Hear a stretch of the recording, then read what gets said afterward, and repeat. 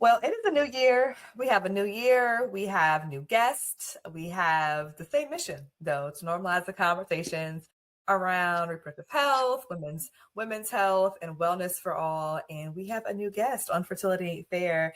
I'm so happy to have Sherri Sawyerr, aka Sherri Yvette. However you find her in the space, you will want to know who she is. Trust me, after our conversation, for sure. If you don't know who she is already.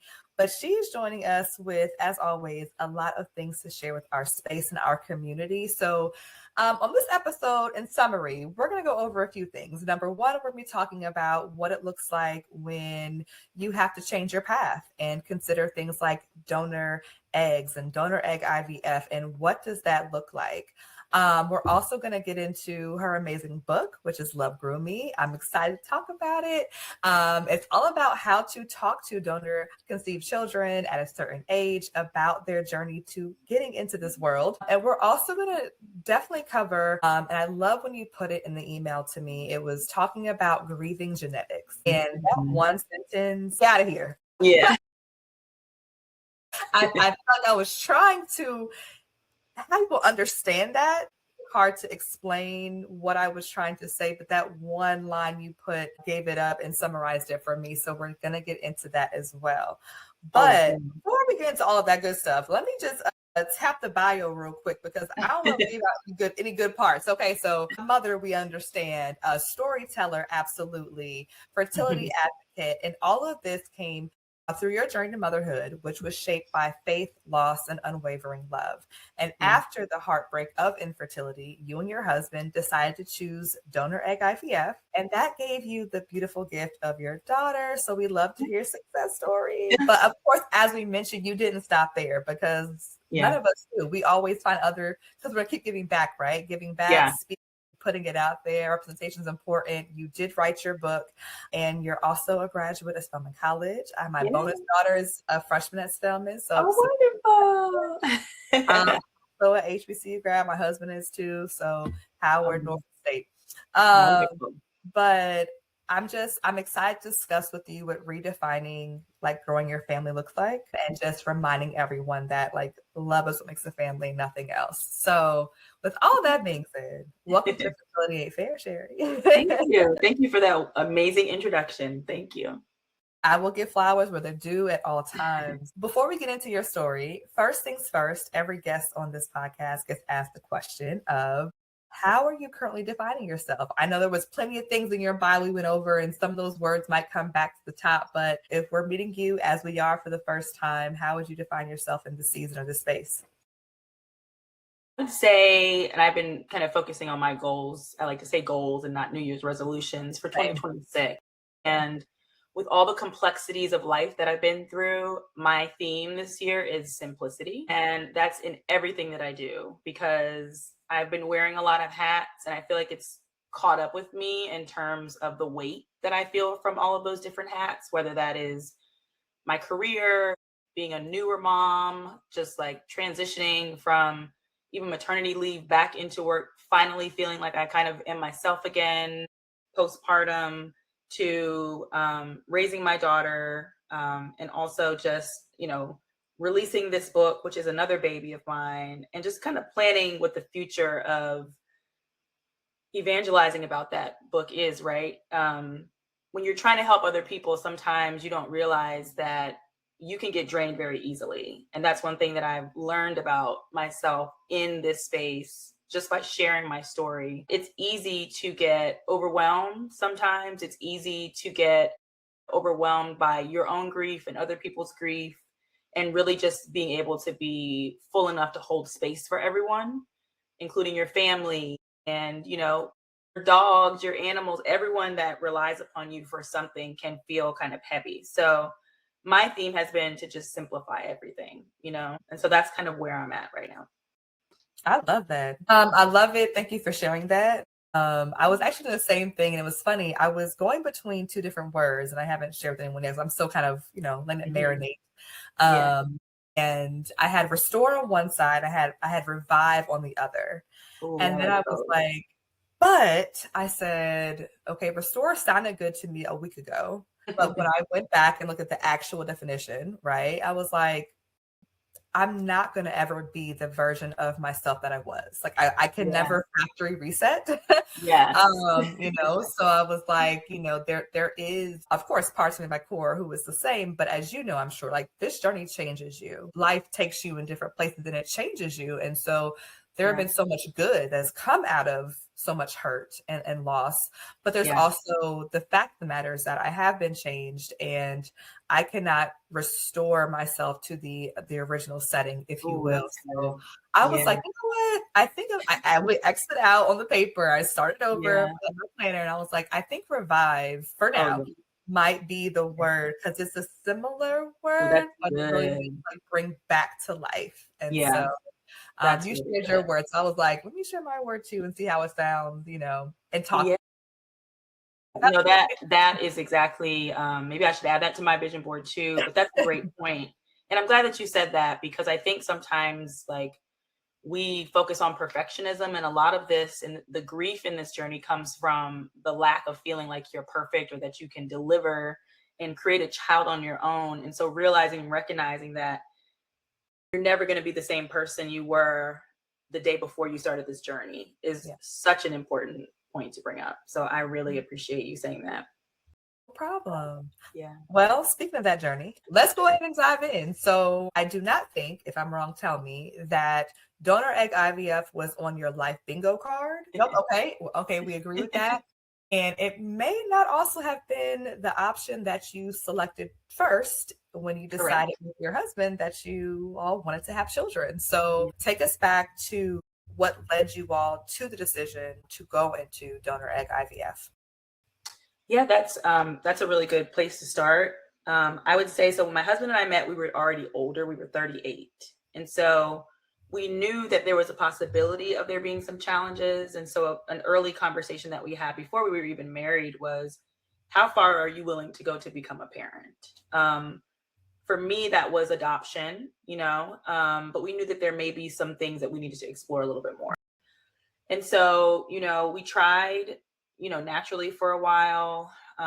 Even I would say even before we were married, just because we knew that we were older and we knew we wanted to be married. So we just were trying naturally and it just wasn't working for us. And so we, sought out a fertility specialist.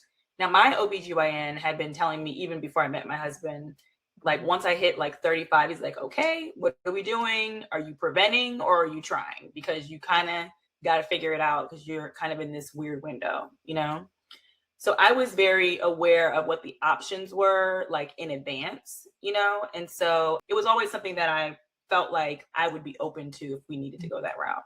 So we went, booked an appointment, saw a fertility specialist. It was not the best experience. It was actually pretty terrible. And I think it kind of scared us both into like, what are we even doing here? And it was terrible because I feel like in this space, doctors, there's a lot of smart doctors out there, right? But not all of them have compassion and understanding and sensitivity because they do this all the time, right? And sometimes I think when you become an expert at something, it's hard to understand what it feels like to be a beginner, and the good doctors understand what it's like for a patient, like to sit in that chair on the other side as a beginner, understanding what this is. So that's one thing I'll preface and say. So our experience wasn't that great. The doctor didn't even really have the right records up. So he was saying things about my fallopian tubes, like, I don't like that tube. It looks like it's blocked, but it wasn't blocked. Didn't have the right, semen analysis for my husband. It was like in the evening, like a 6 o'clock, maybe a 5:30 appointment. So you could tell that his level of energy was not there. We kind of went back and looked at some reviews about him and there were like terrible reviews. And so we kind of just put a pause on it because I think we were already nervous about it and it just made it worse. And so we kind of didn't revisit that again for almost another year, I would say. We were like, we're just going to keep trying naturally, keep, taking supplements, making some lifestyle changes, and then we're going to get started. And then we landed on another clinic in Atlanta where we had a better experience, but ultimately we didn't have success. And there are some things that I would like to say to people along the way is when you start IVF, you have no information. You don't have any information of past cycles, of what medications worked before, what Vitamins might have worked. You have no information. So if it works for you on the first time, bravo to you. But that is not the norm, you know? And sometimes it takes switching clinics, switching doctors, switching protocols to really get to the place of fully understanding your body, what your body responds to, what your body doesn't respond to. And so with this clinic, we ultimately didn't have success. And the protocols that the doctor was using were just not very tailored, I felt like, to me as, you know, an older woman who, you know, sometimes we don't respond to the highest doses of everything. Sometimes we need a lower dose. So ultimately that didn't work out. We switched clinics again to CNY in New York. And, you know, most people who are in this fertility space know about CNY a little bit. But if you don't know about CNY, the thing that attracted me to them is that Dr. Kiltz, you know, who is the owner and, you know, main doctor there, he was open to balancing medical, you know, protocols with lifestyle changes, like, you know, changing your diet, trying different medications, like with immune protocols and all those things. So I felt like that was a good option. So at this time when we had transferred to CNY, we had been through one egg retrieval of my own and then one IUI. It was a failed IVF cycle that turned into an IUI. And so we were working on our third attempt at an egg retrieval with CNY. Now, CNY is really where I learned more so about donor eggs, because they have a program where you can add 4 donor eggs onto your own egg cycle. And to me, that felt safe because it was like, hey, you know, I still have the option to try with my own eggs. If it doesn't work, we have these donor eggs to try as well. I'm not going to say a backup plan because it's not a backup plan, everybody. It's not. But we have the option. Extra. And so that's how I learned about donor eggs. I also, this is when I kind of established my YouTube journey as well in documenting all of this. And I met a lot of people that would comment on my videos. And I ended up in a lot of great Facebook groups, either for like CNY or different clinics that I was a part of or different things, IVF over 40. I mean, there's literally a group for anything you can think of. Donor eggs, IVF over 40. So I honestly learned the most from my peers, just to be quite honest. And people. So that's why I feel like I always tell people that you need to find your community when you're going through this, because you are going to learn so much between the lines from your community rather than your doctor sometimes. So ultimately, CNY did not work out because they are such a big clinic. I felt like the care wasn't specialized enough for the issues because I never had implantation success at all, like with anything, you know, my own eggs. CNY was the only place we got to the point of a transfer. We did end up with 4 embryos of my own and 1 embryo from that 4 donor add-on that we started. So we decided, like, we'll go ahead and transfer, you know, the embryos that were made from my eggs and my husband's sperm. And then we'll try, you know, the donor embryo later. And so when we tried the transfers with my eggs and nothing worked, we were in a position of like, okay, we have 1 donor embryo left. We wanted to have, you know, more than 1 child. Do we stop here or do we maybe look for a different donor? And, you know, donors of color are very hard to find. And we just were not finding that like at CNY easily. There weren't a lot of options. And so one of the Facebook groups I was in, a friend of mine introduced me to our current clinic, which is Utah Fertility Clinic. But now it's Nevada Fertility Clinic because my doctor retired from Utah and is only practicing at his Nevada location. So I've been on 1, 2, 3 clinics, 4 technically. And so they had a larger pool of donors of color, Utah, like the weirdest thing you would think, like, how does that happen? No, right. I was like, wait, what? Are they all from Utah? Like, we're right. And we were able to find like the most perfect donor for our family. My husband is Liberian and our donor is half African. So that was such a wonderful find, like to be able to have, you know, something that close, someone that close to what, you know, our genetic makeup is as it is. So we wanted to get, you know, more eggs, have more embryos so that our children could be full genetic siblings. I don't think that matters now. Then it mattered to me, but I don't think it matters now. Now that my daughter's here and I see how she loves her friends and people around her who she's not related to at all. Yeah. Ultimately, I don't think it matters. And I think it can be a hindrance when you're in this journey and you limit yourself for any reason about looks, genetics, all those things. It doesn't matter. but at the time it did. So we ended up with 6 normal embryos from the eggs that we purchased through Utah, which was, and this is one place where like the trauma that you feel of like going through IVF with your own eggs, when you might have 5 embryos with your own eggs and you're hoping that maybe one of them is normal, you know, and you get back results that none of them are normal. And then you go with a donor and one, like, so we had 7 embryos and 6 of those 7 were normal. That's the shift that you feel of like joy, but then grief at the same time. Like, goodness, like I would never have gotten these results. Yeah. Yeah. Yeah. So that's how we landed where we are. And then we tried one transfer that didn't work. My doctor there also was very specialized in my care. I mean, you know, we had an initial conversation over Zoom, you know, it was with him and a coordinator. As busy as he is and as many people as he serves, it still felt personal. He invited me to come to the clinic to do my saline. He discovered that I have something called adenomyosis. No other doctor before that ever looked into anything like that. And so it made me wonder, like, would it have worked if we had treated the adenomyosis first? That level of care is important in working with the doctor. And if they're not willing to take those extra steps pretty quickly, then I feel like it's time to change your doctors. And so we treated the adenomyosis, and then the next transfer resulted in my daughter. You gave a lot of good pieces of information. I mean, a lot of just key things as people going through their journey, things to think about, things to ask, things to do. I love the fact that you changed clinics when it wasn't right.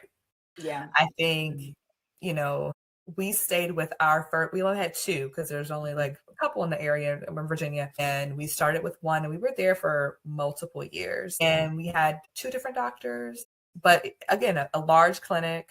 They're in multiple states. And, you know, our last doctor before we left was the best, I think, doctor in terms of just, she had good bedside manner and she was just, you know, rooting for us, I think. But there was also, to your point, a lack of wanting to look beyond what the book says. Yeah. We did change protocols multiple times. And to your point, it's a very expensive trial and error session. It's like you said, we don't know, right? And so it is normal to have to do this more times. People should realize that, you know, but I think I stayed there just because I just felt this, I don't know, like I'm comfortable. I don't want to start over again. But I love the fact that you were like, it's not right. It's not what I want. It doesn't feel good. It's also not working. So go somewhere else. I have a question. So you said at 35, your doctor was like, what you doing? One, my first question is, were you surprised that 35 was the tipping point, or were you prepared for that? Because I was surprised when I found out that was like their scale. And also, did you ever consider freezing your eggs before, of course, knowing what we know now? But back then, did anyone approach you about it? Did you consider it or any of that?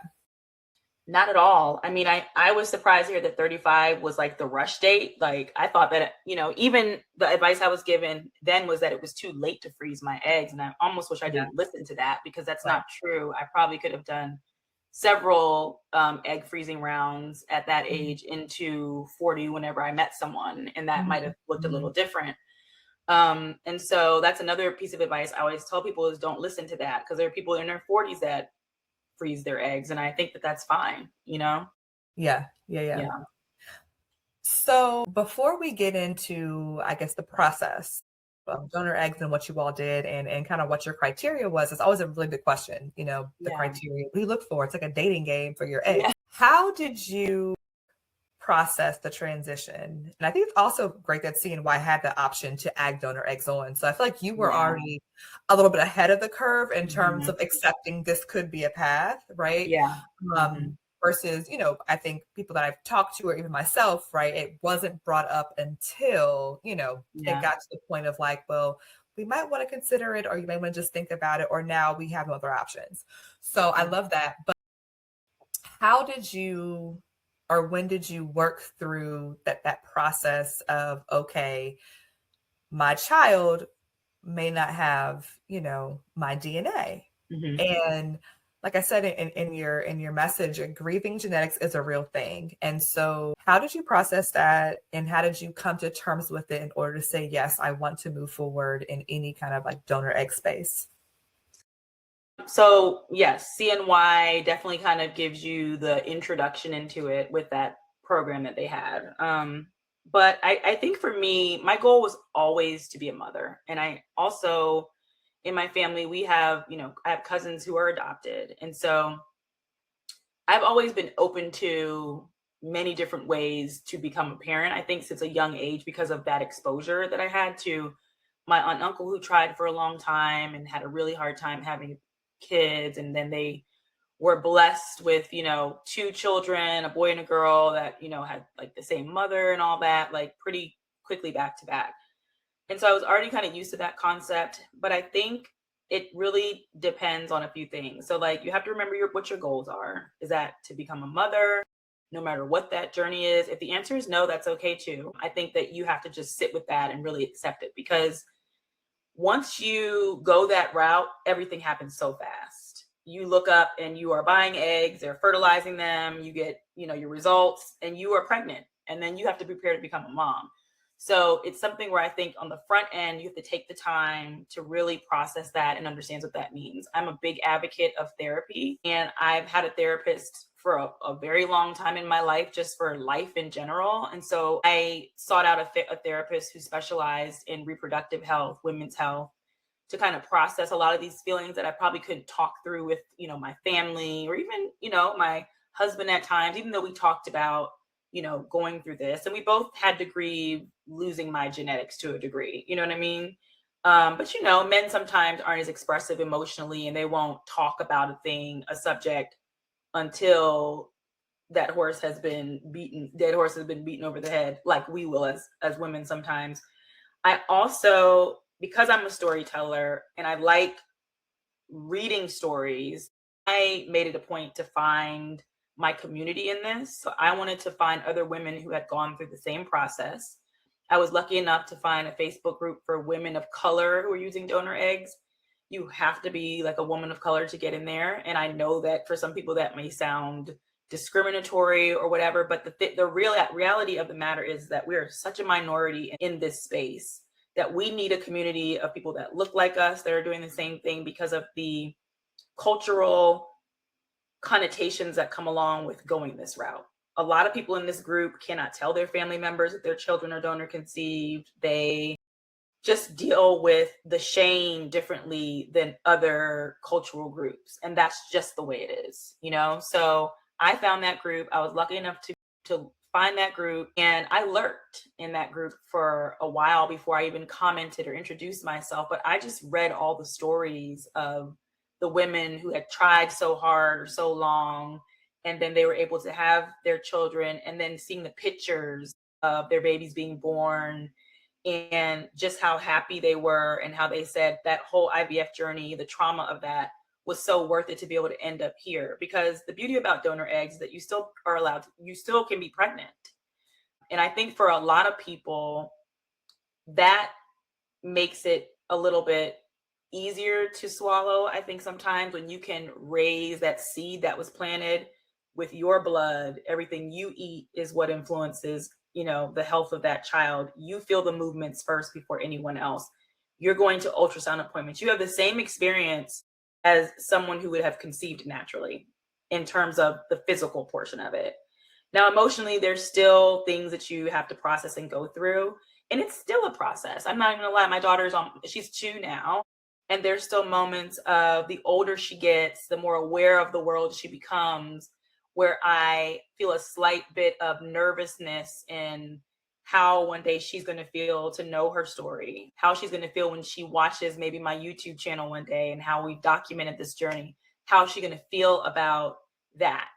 How is she going to feel as a donor conceived child? And when you're going through this process, most clinics want you to get like a psychologist or a psychiatrist to do a psychoanalysis of you and your partner about how you're going to have these hard conversations with your child.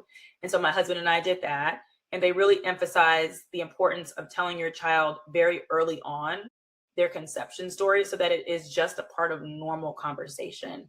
And so that is where this book came from, because when I was doing my research, even before I was pregnant and we decided to go the donor route, I wanted to find books that, I could read to her to my child in the future. I didn't know it was a girl then. That would help me, and give me a tool to be able to explain to my child, how they were conceived. And there were some books on Amazon that I came across.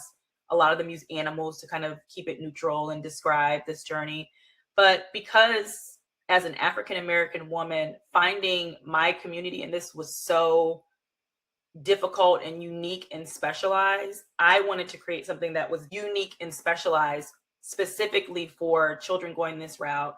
Doesn't have to be just for Black children, even though it's based on our family, but I wanted children of color to see somewhere in this process as well.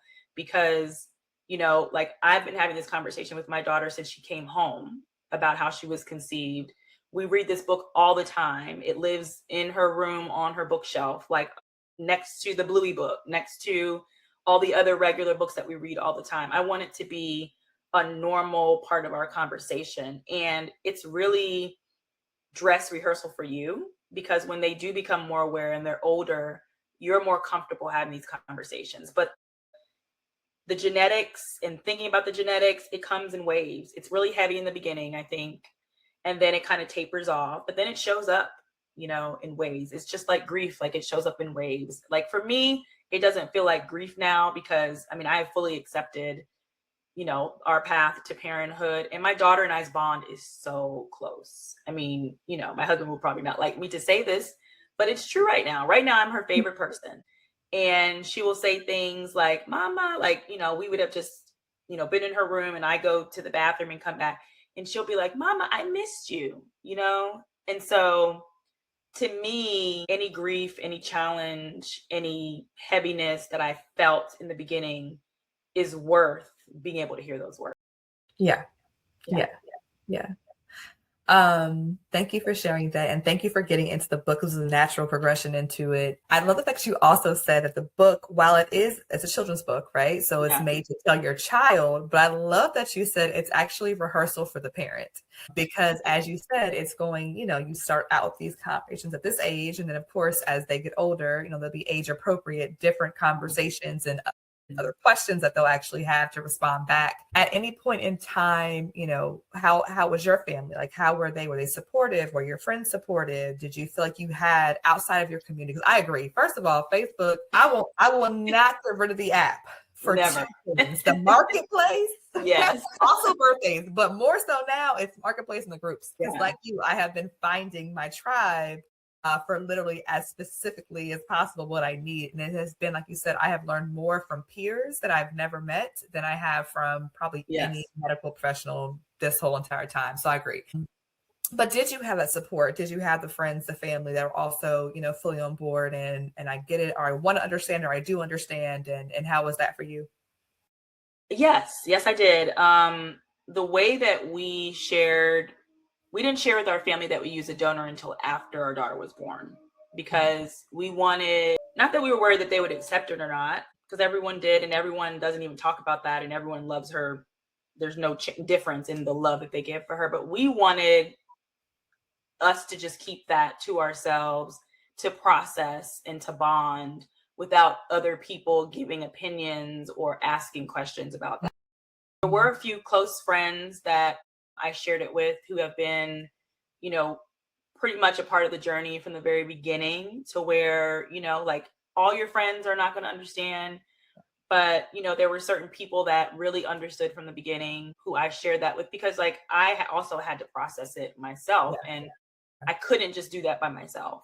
I had to do it with people that I trusted 100%, that knew my dreams, and I felt like weren't going to let their fears or their insecurities cloud my dreams about that. And so there were people that I shared with that were very, close to me in the early part, but our like immediate families we shared with after the fact. But everyone was just so accepting. And honestly, we didn't even share it publicly until I released my book. So 2 years after, my daughter was born, my book launched in November. That was the first time that publicly that I had announced it, in that kind of way. I posted a video on my YouTube channel maybe like earlier last year, but a lot of my like personal friends don't necessarily follow me on YouTube. Right. So it felt like safer, because those were my people. Those were the community. I get it. I do. Like the Instagram posts that I made launching my book and the Facebook post that I made launching my book was the announcement Wow. publicly about our story. And that's where I think I saw you first. With that post, I was like, who is this beautiful woman, this adorable daughter, and this little family? I was like, and she's a book. I was like, wait, what's it about? And I was like, is it her story? I was like, oh, I have to reach out. Yeah, so many questions for her. But no, I love that. Thank you for sharing that. But in terms of, I know you mentioned the process goes very fast. You know, you buy, the check clears, and you know, all of that. Before you get to all of that, the check clearing, you're figuring out who this person might be. And so what was, you know, again, everyone is different and everyone will have their own criteria. And there's no right or wrong game here. And every clinic is also different. So what were, I guess, the key criteria for you and your husband looking for a donor? I know you mentioned that she was perfect and she was, you know, but what other criteria? Because I know you also mentioned that later on, you know, things like the looks, right? We're caught up on, well, does she look like me? You know, does her pictures of the baby resemble me or anyone in my family? But I think to your point, and I've done my browsing through multiple sites, and I, you know, I find myself, again, we're not there yet, but I was like, I just want to get in there and see how I feel. I was getting caught up in that. I mean, I'm looking at the education and of course, like genetics and diseases. That's also very important. Yes, it is. But vanity sent me right on back to, could she be my cousin? You know?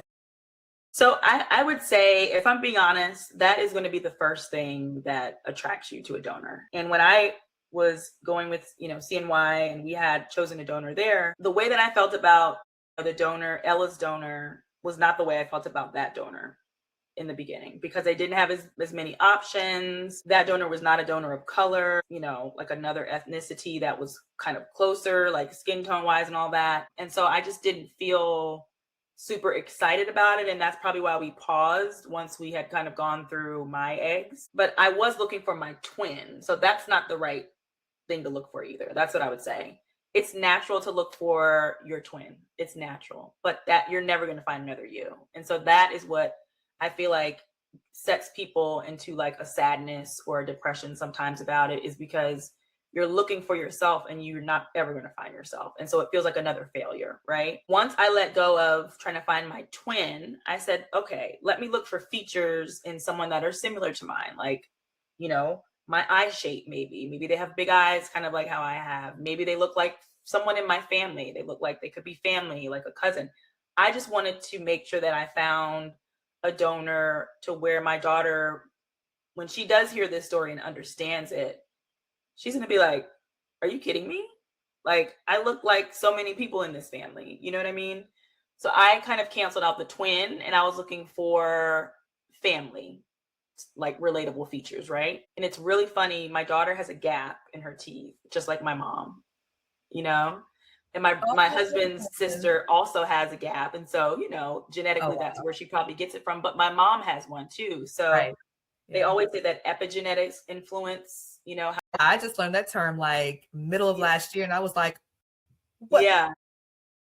For those of you who don't know what epigenetics means, it just means that, you know, the birthing mother controls like what traits are kind of turned on and off. And so because your blood is mixing with your baby's blood and all these kinds of things, there are bound to be traits and characteristics about your child, even though they're donor conceived, that will still be similar to you, right? So once I got past the identical twin, I was looking for family similarities, and then I focused on health, which I think should supersede anything else. But the reality of it is it just doesn't. I wanted to look for a donor who was proven in the sense that she had done past cycles and had live births from those cycles.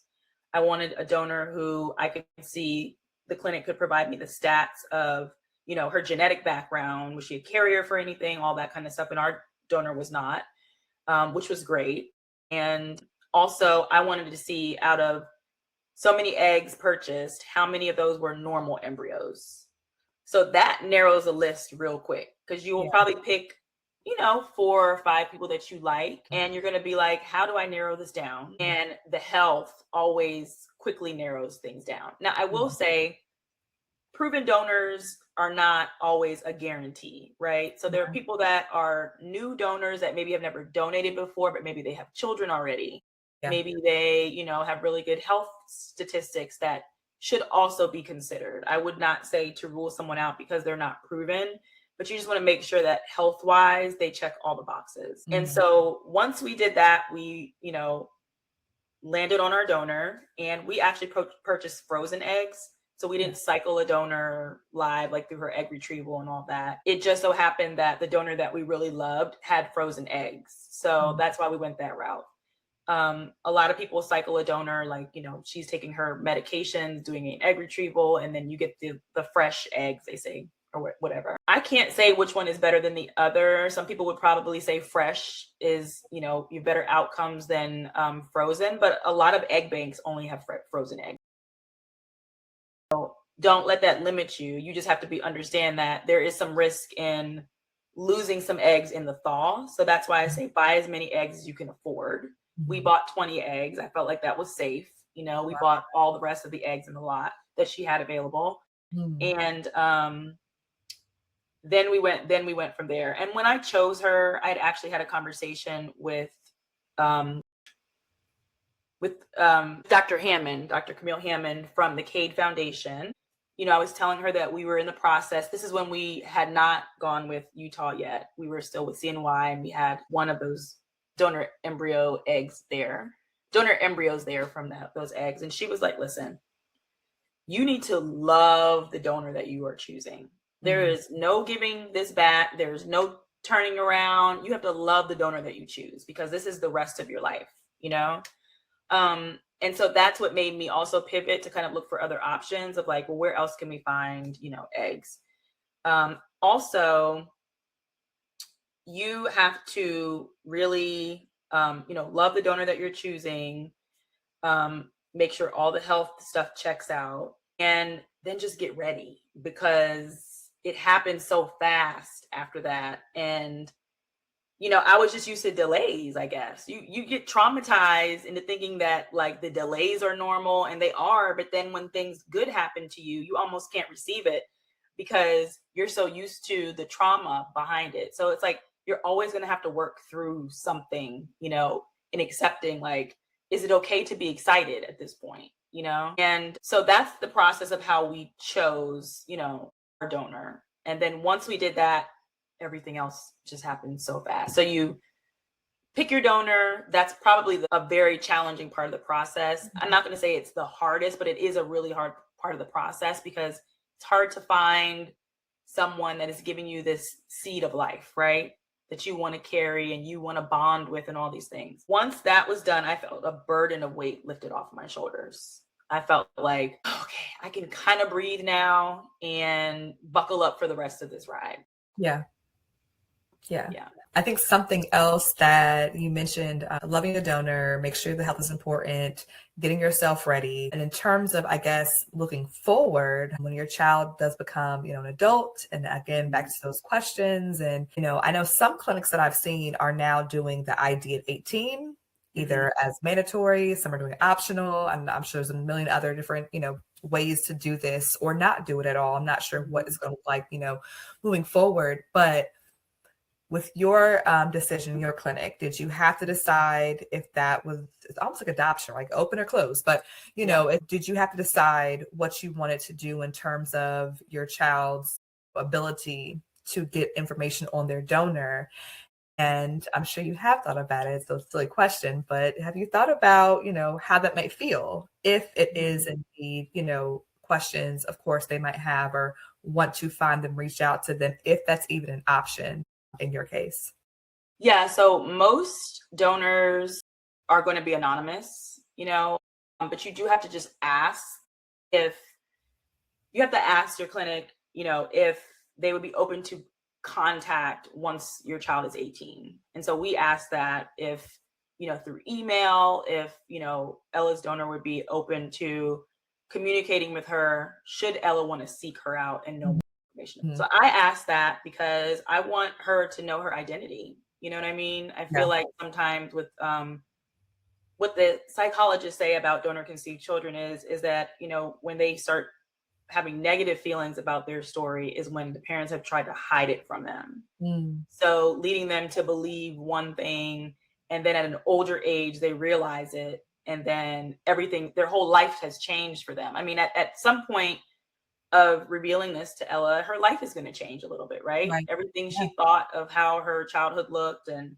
how she came to be, it is true. But it's just that she may have been too young to fully understand and process what that meant. You know what I mean? So it's going to look different to her. I am 100% open for her to pursue getting to know who her donor is on any level and supporting her in that. Because one thing also to remember about donors is some people donate because they don't want to have kids ever, and they have no interest in ever being a parent. Some people donate. What I found in my search through donors is some people are going through like a sexual reassignment change. And before they do that, they want to donate their eggs.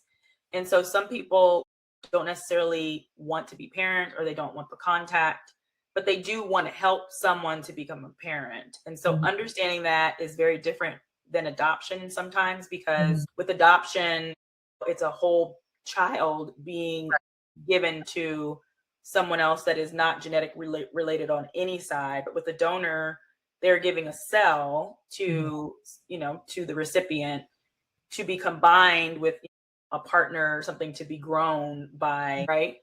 But whatever Ella wants to do, I will fully support. I will help her. And I think in this day and age of 23andMe and all that, it's hard to be closed about this, because even though some people may not want to be contacted, all that kind of stuff, knowing that the donor has had other successful, pregnancies as a result of her donation, Ella already has half genetic siblings out there in the world. So it would be silly of me to feel like she wouldn't discover that one day, or it would be silly of me and unfair for me not to help her, if she ever is interested in that, to uncover her full identity. That to me is important. I have that because I know where I came from. I know who my family is and all that. So I would absolutely give that to my daughter. Is it something that would be hard for me? Maybe, but not hard enough to where I wouldn't do it. I have thought about, well, how will she look at me then? Will she still look at me as her mom?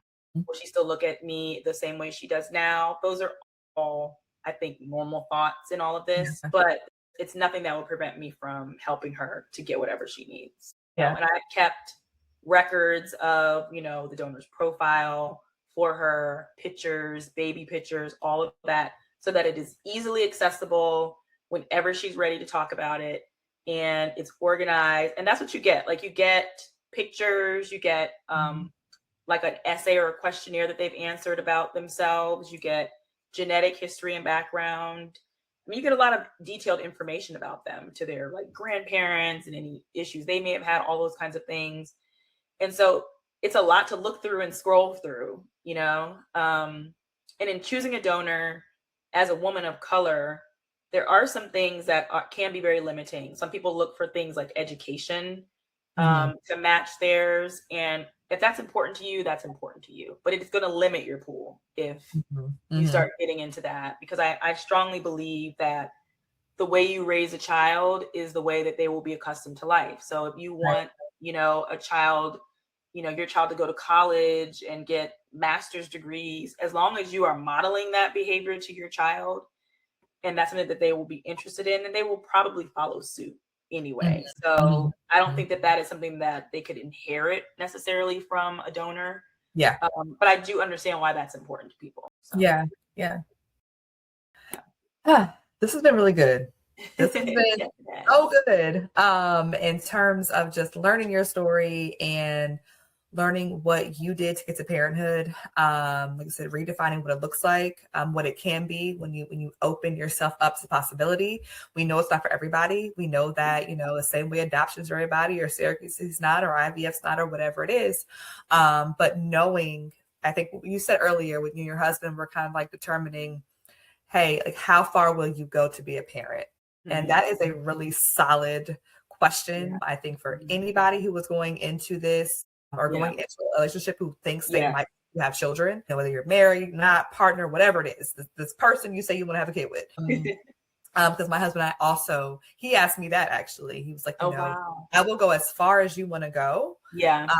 But like, what does that look like? And I think like you, I said, I mean, I haven't really considered, what that could be. But I think to your point, I grew up knowing that love made family. I had my mom's best friends from growing up. They both had fertility issues that I now know now as an adult and have talked to them about it, but adopted children. So again, I grew up knowing that, family can resemble what it is, but of course it's different when you actually go through it. Knowing that, I think it's, again, that was a really a little nugget of information for anyone looking to do this. So yes, those who want to find you, connect with you, of course, buy the book, Love Grooming. How can they find you and how can they reach out to you and buy your book? Yeah, so I live mostly on Instagram and YouTube and a little bit on TikTok. I'm getting there more, but on Instagram and TikTok, I'm at I am Sherri Yvette. And in my bios, there will be a link to be able to click to purchase my book through Amazon, but you can also look it up on Amazon. Love Grooming by Sherri Sawyerr. Sawyerr has two R's at the end. That is not a typo. But it's in all of my bios across the board. My website is also iamsherriyvette.com. You can find information there as well. But yeah, I'm going to get better about YouTube because I feel like sometimes I'm like, okay, like I had my little girl. Are people still interested in what I have to say? But yeah, they are, you know, especially this donor conversation. This is something that is ongoing. And it's something also on my YouTube channel that I revealed after the fact. So, I love the community that has grown from that. So make sure that you are following me on all those platforms. But, the link in my bio will have links to my book and, other ways that you can kind of engage. But I always tell people to, just send me a DM sometimes, just reach out and say hello. I usually check my DMs all the time. And I'm always happy to kind of help talk to people about this because a lot of people find me in the middle of the night after a failed cycle. That's usually when, people reach out and say that has happened. And now they're in this position of considering donor eggs and they don't know what to do. Yeah. So I am honored that people value my opinion enough to even want my feedback. So my DMs are always open about that, and on any level. So, Instagram is probably the best way to DM me, but I'm on TikTok and then on YouTube, I'm at Sherri Yvette on YouTube, but you can find that also on my Instagram bio. Perfect. I hope y'all got that. If not, of course, it will be in the comments, in the descriptions, wherever we release the episode. It will be everywhere you can find her. Sherri, I just say thank you again. Thank you for being a space. Thank you for sharing your journey. Thank you for continuing to go back and help us out who are still in the trenches. I know, again, to your point, you've gone through a lot. You came out on the other side, and we love to see that. And you could have been like, okay, y'all, well, good luck. Figure it, right.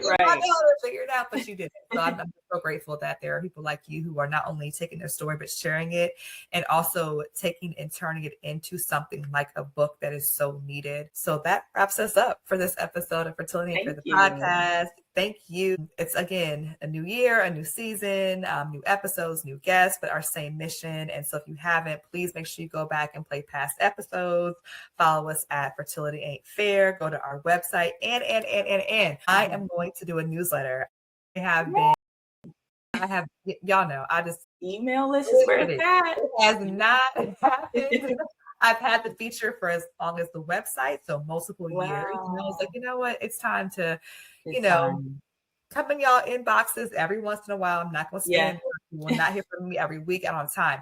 But when I think it's important or a new episode like this, I will definitely be sharing and dropping a newsletter. So make sure you sign up for that as well. But in the meantime, I am your forever friend in fertility. So stay hopeful.